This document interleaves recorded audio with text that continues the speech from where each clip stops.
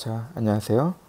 조바루 미랄 한글학교 중등 역사반 친구 여러분, 한 주 건너뛰었죠? 지난 2주간 잘 지냈나요? 몇몇 친구들은 이제 교회에서 잠깐 학생부 특성하는 모습으로 찬양하는 모습으로 보고 했었는데, 또 오늘 이렇게 그날 보니까 특성할 때 참 표정들도 밝아 보이고 또 함께 어울려가지고 하나님을 즐겁게 찬양하는 모습 보니까 참 보기가 좋았었던 것 같아요. 예, 함께 찬양하고 또 비디오 녹화하는데 참여했던 친구들 고생 많았다고 축하해주고 전해주고 싶네요. 자, 오늘은 이제 조선 사회의 변동 세 번째 시간입니다. 조선 후기 문화의 새로운 변화 이 파트를 살펴보도록 하겠습니다. 이제 조선 시대는 오늘하고 다음 시간하고 2번만 더 하면 끝나게 됩니다. 그 다음에 이제 세계사 파트로 넘어가게 될 텐데요. 오늘 마지막 조선 후기 문화에 대해서 보겠습니다.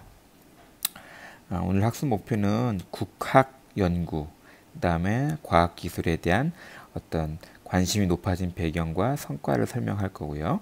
그 다음에 조선 후기에 발달한 서민 문화의 내용을 한번 살펴보겠습니다.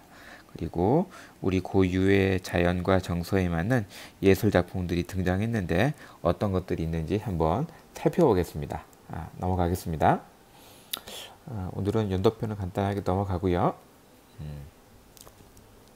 과학기술의 발전과 국학연구입니다. 조선 후기가 되면 청나라를 통해서 서양 과학기술들이 많이 이제 전래가 됩니다.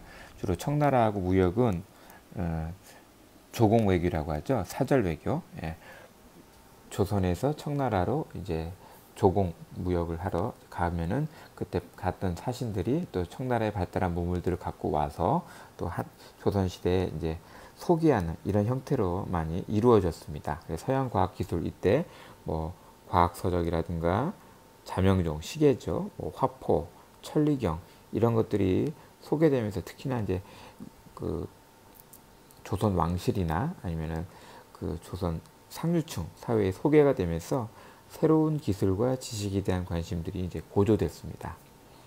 그리고 특별히 오른쪽에 이제 사진 보시면 고년 만국 전도라고 이게 서양의 선교사였던 마테오 리치, 청나라에 와 있던 마테오 리치가 만든 고년 만국 전도라는 세계 지도가 있는데 여기에 보면은 지금 이쪽에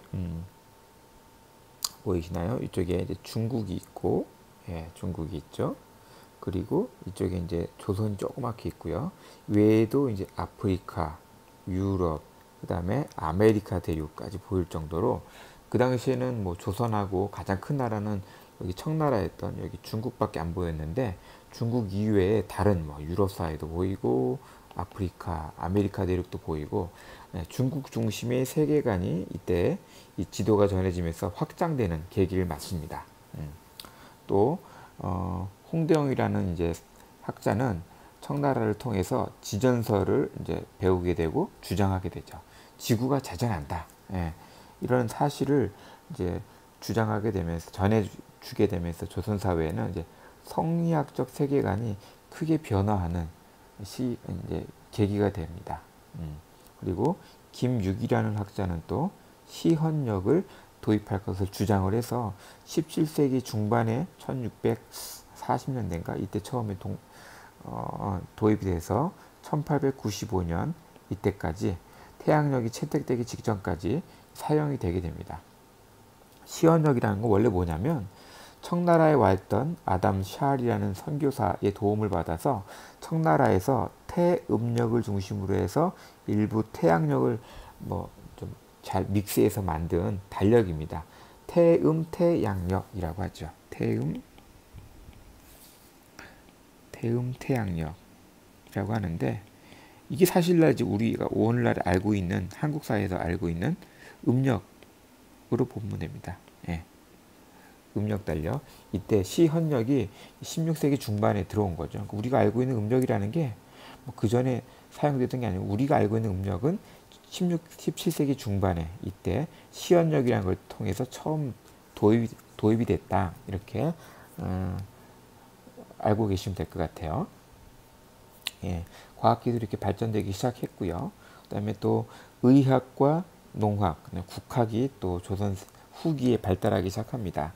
허준 잘 아시죠? 예, 17세기 초 광해군 2년에 이제 동의보감을 저수를 해서 기존에 있었던 전통 한의학을 일목요연하게 집대성한 책이 바로 동의보감입니다.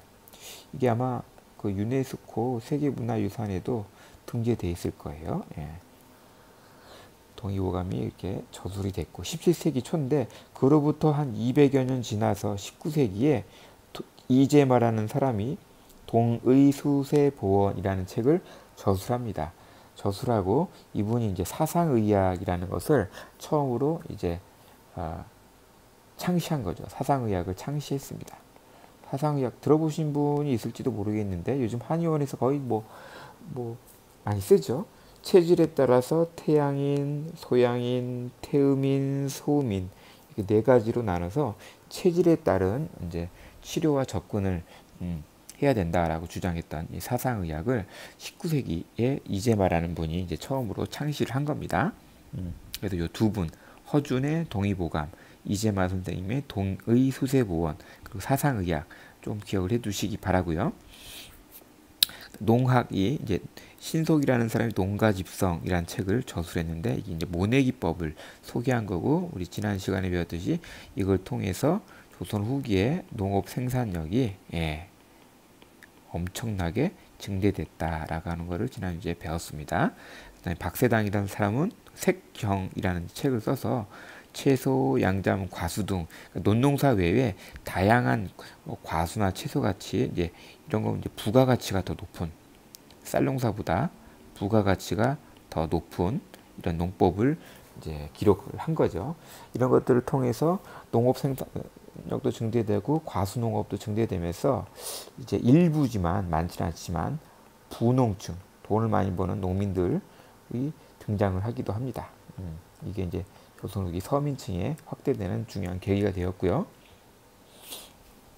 그다음에 이제 국학이라는 게 또 조선 후기 지난 시간에 잠깐 봤지만 발전합니다. 한 번 더 정리해서 보도록 하죠. 역사 부문에서는 이익 선생님이 중국 중심의 역사관을 비판하면서 역사의 주체성을 강조합니다. 이 이제 실학자였죠, 실학자. 이익 선생님이 쓴 성호사설, 기억나시죠? 성호사설.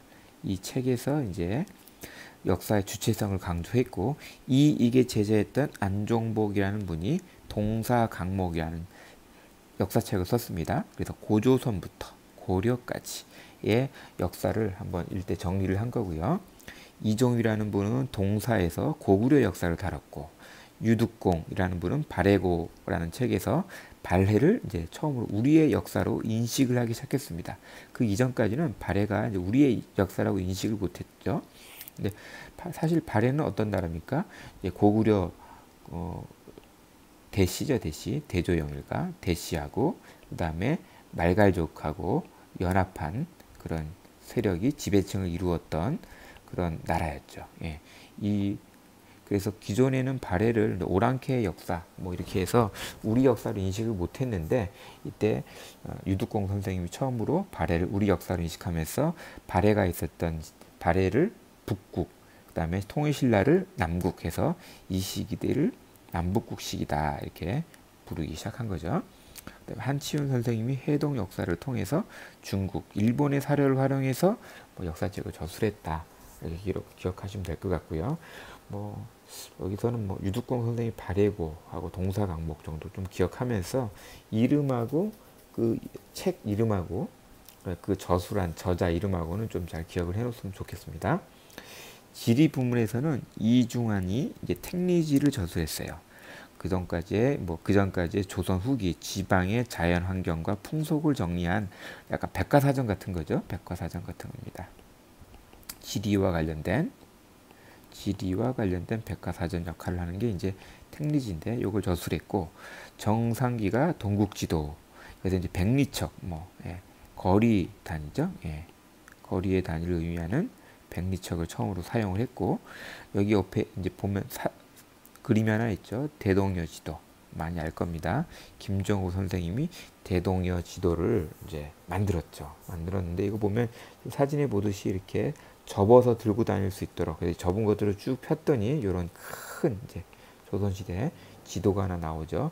대동여 지도는 선의 굵기를 달리해서 산맥의 높낮이도 표현했고 심리마다 점을 찍어서 거리를 알 수 있게 했다.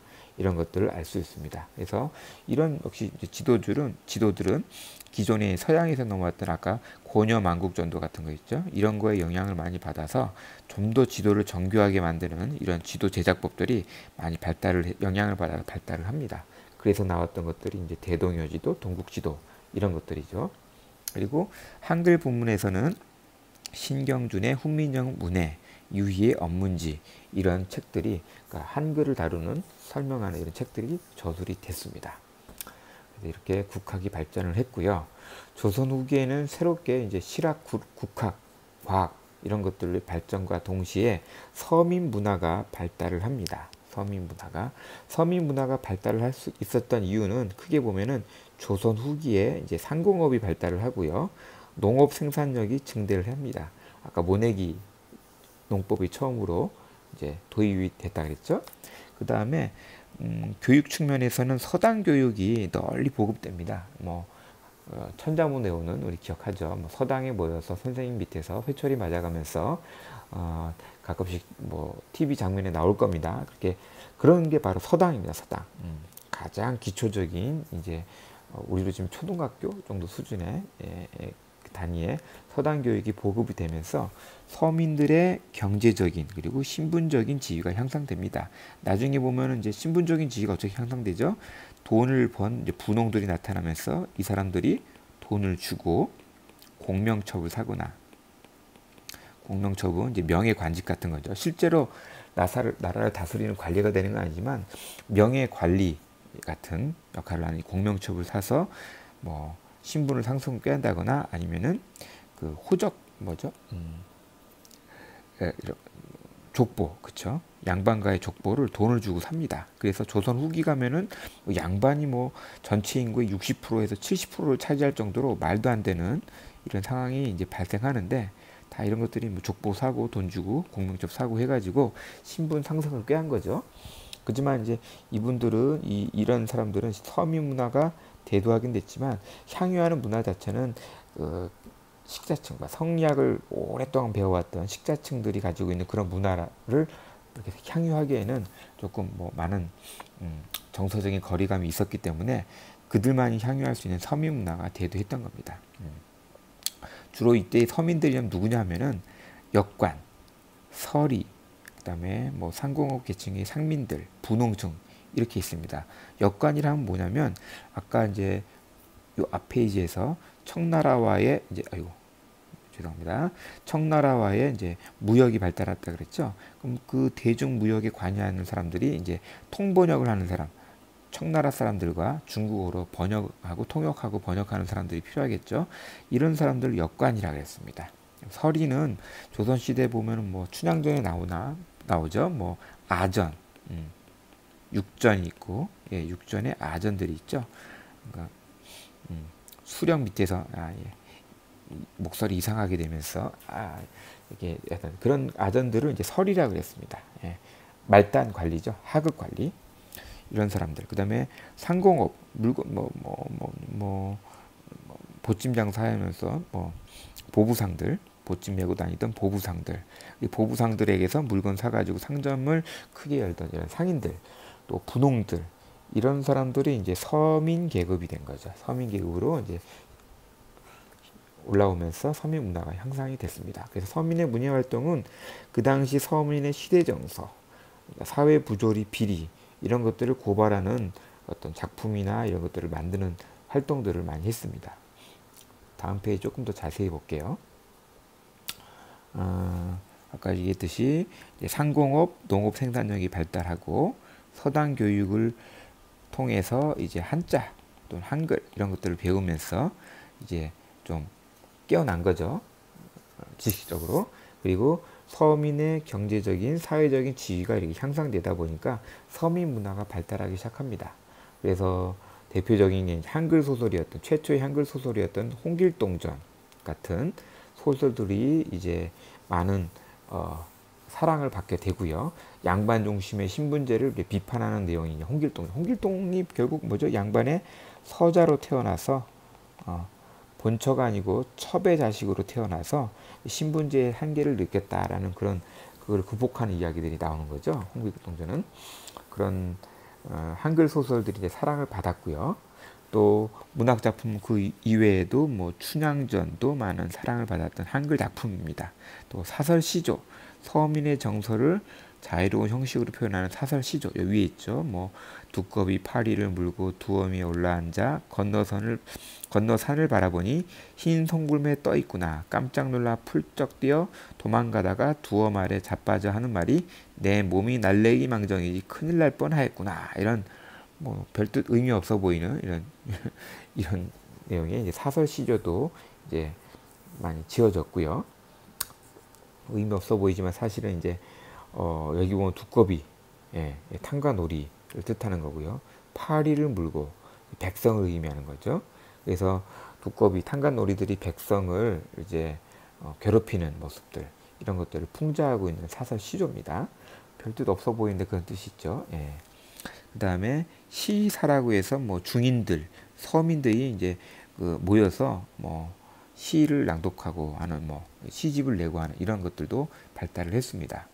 그 다음에 공예 부분에서는 뭐 청화백자 이런 것들이 이거는 주로 이제 청화백자 이런 것들은 서민들이 뭐 조선시대에는 이제 분청사기가 발달을 했었죠. 근데 서민들이 향유하기 시작한 고급 문화의 하나로서의 청화백자가 있고요. 그 다음에 특히 이런 옹기 많이 봤죠. 뭐 주관 옹기, 큰 옹기들 서민층이나 널리 사용되던 것들입니다. 그런 옹기, 공예 문화도 있었고, 그 다음에 판소리. 이제 서양에는 오페라가 있다면 이제 조선 시대에는 이제 판소리가 있었죠. 창과 사설로 서민의 정서와 자각을 표현한 종합 예술이다. 여기 지금 보는 이제 봉산 탈춤의 한 장면인데요. 봉산 탈춤에 탈놀이도 있었습니다.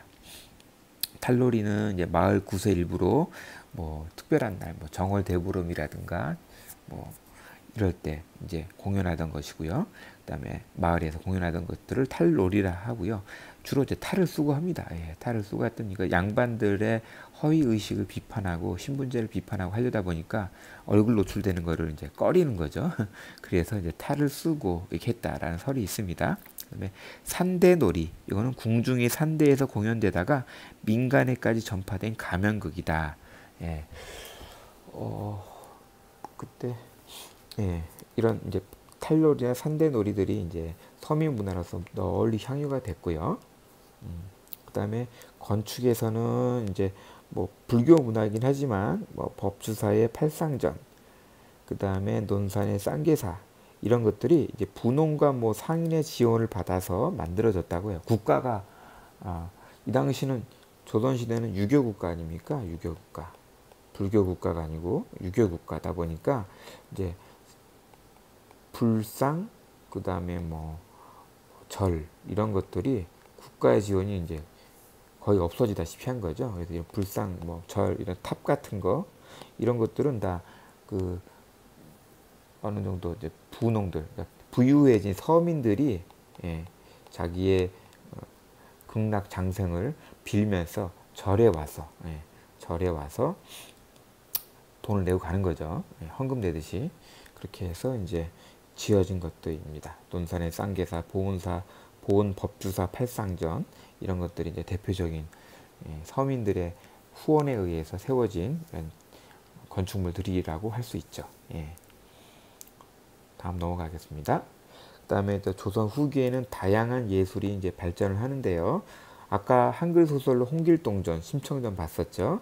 한문학으로서는 박지원의 양반전, 허생전, 호질 이런 것들이 이제 한문으로 쓰여진 소설들인데 양반의 위선과 무능을 비판했던 책들입니다. 박지원은 이제 조선 후기 실학자의 대표적인 사람 중에 하나였죠.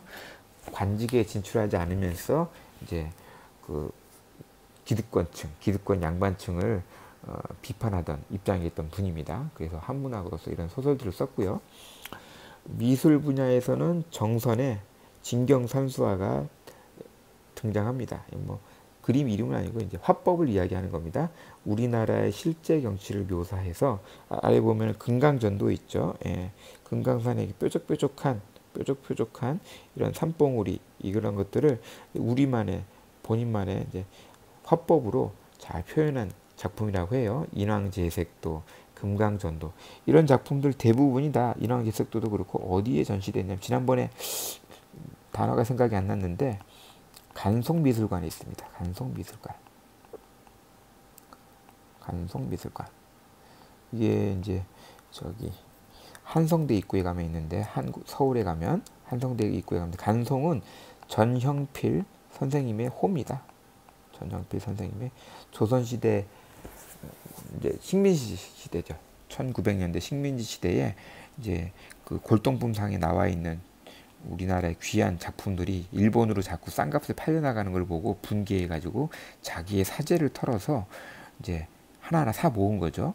그래서 간송 미술 이제 작품 양도 어마어마하고 그 값어치로 따지면 뭐 정말 값을 매길 수 없을 만큼 굉장히 귀중한 작품들이 많이 있다고 해요. 예. 선생님도 한번 딱 가봤습니다. 대학교 다닐 때 이 간송미술관에서 그때 나왔던 인왕제색도였나 이 정선에 하고 몇몇 작품들이 있는데 1년에 몇 번 안 보여준다고 해요. 예. 요즘은 보니까 동대문 운동장 DDP 있죠. 거기서 가끔씩 간송미술관의 작품들을 일부 갖고 와서 전시도 하고 하던데 하여튼 이곳에 가면 이런 인왕제색도 같은 김홍도나 또 작품들이 이제 우리가 찾아볼 수 있습니다. 풍속화도 유행을 했습니다. 뭐 김홍도는 주로 서민 생활을 묘사했고 신윤복은 양반의 풍류, 그다음에 부녀자의 풍습을 묘사를 하는 그림들을 많이 그렸다고 합니다. 거의 10년쯤 전에 이제 바람의 화원이라고 해서 드라마를 봤는지 모르겠는데 박신양이 김홍도 역할을 하고 문근영이 이제 신윤복 역할을 했습니다. 원래 둘 다 남자인데 이 드라마에서는 약간 이걸 비틀어서 신윤복을 문근영 여자처럼 이제 표현을 했죠. 잠깐 보면은 요런 드라마 어디 갔어? 요런 드라마 있죠. 바람의 화원에서 이제 이 박신양이 김홍도 역할, 그 다음에 문근영 이부장하게 생긴 여자애가 이제 신윤복 역할을 해서 이제 꽤 인기를 얻었던 드라마입니다. 유튜브에 보니까 다시 보기도 있고 하던데 한번 관심 있는 친구들은 보기 바래요. 그리고 또 이 당시에는 이제 도자기가 유행을 했습니다. 청아백자가 이제 서민들한테 널리 유행을 하기 시작했고요. 이제 여러분들 경기도 광주에 가면 경기 도자박물관이라고 있습니다. 곤지암에 이렇게 소지하고 있는데 전라도 광주가 아니고 경기도 광주에 있습니다. 광주에 가면은 그 분원이 있어요. 분원. 이 조선시대 때 왕실의 도자기 등 이런 식기들을 공급하던 광주 분원이 있는데, 광주 분원이 있는데 그 때문에 지금도 이 경기도 광주 곤지암 특히 여기는 도자기 굽는 곳으로 유명합니다. 나중에 한국에 방문하게 되면 꼭 한번 경기 도자박물관 곤지암에 있어요. 가서 한번 조선시대의 다양한 도자기들을 한번 작품들을 감상하고 오면 좋을 것 같아요. 풍속화 잠깐 조금만 더 보면 뭐 이거 딱 봐도 이런 것들은 이제 신윤복의 작품이다라고 하는 것도 알 수 있습니다. 단호 풍정인데 신윤복의 작품은 주로 아녀자들이 이제 특히 기생집 아녀자들이 많이 나오는데 색채가 이제 되게 화려하죠. 알록달록 화려하고 되게 좀 약간 좀 성적인 부분도 많이 좀 묘사가 되어 있습니다. 그런 그림들을 신윤복이 많이 그렸고 오른쪽에 있는 거는 이제 벼타작하는 김홍도의 작품입니다. 서민들의 일상생활을 많이 표현하는 작품들을 많이 그렸습니다. 또 조선시대는 민화라고 해서 이름 없는 무명의 작가들이 그린 이런 그림들, 이런 그림들이 되게 많았다고 해요. 이거는 이제 문자도 아들 자자를 그린 건데 지금 뭐 붕어가 있고 아들 자자가 있죠. 이런 그림들을 갖고 있으면 집에다 갖다 놓으면 이게 아들을 낳을 확률이 높다 해가지고 서민들 이제 시장거리에 이런 똑같은 그림들이 많이 그려져 가지고 이제 복제돼서 많이 그려져 있으면 사가는 거죠. 싸게. 주로 서민들이 향유하던 그림들입니다. 이것도 까치호랑이, 이제 우리 전래동화에 나오는 그런 호랑이 같은 모습이죠. 예, 별로 그리기 어려울 것 같지 않은 되게 쉬운 아마추어 준 프로 이런 사람들이 그렸을 법한 그런 그림들을 서민들이 많이 향유해서 자기 집에다 모셔놓고 했던 거죠. 그다음에 추사 김정희의 추사체도 이런 서예도 독특한 필법으로 이제 작품화되기도 했었고요. 다음 보면 조금 더 이제 깊이 이제 김홍도의 작품, 그 다음에 신윤복의 작품들을 볼 수 있습니다. 조선시대 미술 작품들인데 김홍도의 자리짜기 이런 작품들 보면은 자리짜기 이런 작품들 보면은 양반이 쓰는 남자는 양반이 쓰는 사방관을 쓰고 돗자리를 짜고 있고 부인은 물레를 돌려서 실을 잡고 있는 모습 이런 것들이죠. 양반으로 보이는 사람이 직접 일을 하고 있는 거 봐서는 이 양반도 이 갓을 쓰고 있으니까 양반인 줄 알 수 있겠죠. 재정적으로 넉넉지 않은 조선 후기에 몰락한 양반들이 많다 그랬잖아요. 그런 모습들을 이제 그린 것 같아요. 그 다음에 또 한번 김홍도의 담배 썰기. 조선 후기에 이제 담배가 널리 보급되기 시작하는데 이 담배를 직접 이제 작두를 해가지고 써는 모습이 있고 그 옆에서는 또 이렇게 책 읽는 부채 붙이면서 책을 읽는 노인이 보이고요. 이렇게 좀 한가로운 서민들의 일상을 보여주고 있는 작품들이 이제 김홍도가 많이 그렸던 작품이에요. 그다음에 김덕신이라는 사람도 있습니다. 아묘도추 저도 처음 봤는데 이런 그림은 자체는 이제 봤었어요. 근데 이 사람이 김덕신이라는 이름 처음 봤는데 요번에 들고양이가 병아리를 훔쳐간다 이런 뜻이래요. 아묘도추가. 그래서 이제 돗자리를 짜는 남자가 병아리를 훔치는 고양이를 쫓으려고 하지만 이미 고양이는 병아리를 물고 도망가고 있다라는 그 순간의 그 동작을 잘 묘사하고 있죠. 익살스럽게. 이런 그림도 있고 김홍도의 씨름 이거 아마 본 친구들도 많이 있을 거예요. 부채로 얼굴을 가리고 있는 양반들이 보이죠. 평민들과 어우러져 있는데 평민들과 어우러져서 씨름을 구경하고 있음에도 불구하고 부채로 얼굴을 가리는 것은 이런 서민들이 향유하는 문화를 양반이 와서 보는 것 자체를 부끄러워했기 때문에 이제 부채로 가리고 있는 거죠. 이런 장면들. 또 신윤복 꼭 기생과 여인들이 나오죠. 양반들과 기생들이 이제 배에 올라서 풍류를 즐기고 있는 모습들입니다. 그리고 신윤복의 월하정인데 달밤 아래에서 이제 월하는 달 아래죠. 정인은 연인이란 뜻입니다. 연인. 정을 나누고 있는 연인. 그래서 밤이 되자 담 아래에 한 쌍의 남녀가 서 있다. 어떤 사연이 있는 것일까? 묘사하고 있는 그림. 신윤복의 월하정인. 이런 그림도 그려졌었습니다. 조선 후기에는. 그래서 이렇게 해서 간단하게 조선 후기의 문화에 대해서 새로 살펴봤습니다. 처음에 가서 잠깐 요약을 하면 조선 후기에는 국학, 그 다음에 여러 가지 과학기술들에 관심이 좀 높아지면서 중국 중심의 이런 세계관, 또 성리학 중심의 세계관이 이제 많이 좀 와해되고 중국 외에도 다른 세계가 있구나라는 것도 깨닫기 시작하고 또 실학도 발달했다고 얘기했었죠. 그러다 보니까 이제 뭐 역사, 그다음에 지리, 그다음에 한글, 그다음에 뭐 농학, 농법 다루는 의학, 다양한 책들이 이제 쓰여졌던 시기가 이제 조선 후기입니다. 그다음에 조선 후기에 발달했던 서민 문화들 대표적인 게 뭐 판소리 있었고, 그죠? 그다음에 한글 소설들도 있었고요. 양반들의 풍자하는 모습, 그다음에 풍속화, 김홍도, 그다음에 뭐 또 신윤복의 그림들, 또 진경산수화 이런 것도 있었고요. 이런 것도 기억을 해주면 될 것 같아요. 정선에. 그다음에 도자기 공예 같은 것도 청화백자 같은 거 유행했던 청화백자. 서민들이 주로 이제 향유했던 건 옹기들이죠. 큰 항아리 같은 거, 이런 거 했고, 우리 고유의 자연과 정서에만 예술 작품, 이게 아까 얘기했던 진경산수화를 얘기하는 거겠죠. 이런 작품들이 서민 문화로서 후기 문화로서 많이 향유되어졌습니다. 예, 오늘은 이렇게 간단히 조선 후기 문화를 살펴보았습니다. 예, 시청해 주시느라고 수고 많으셨습니다. 감사합니다.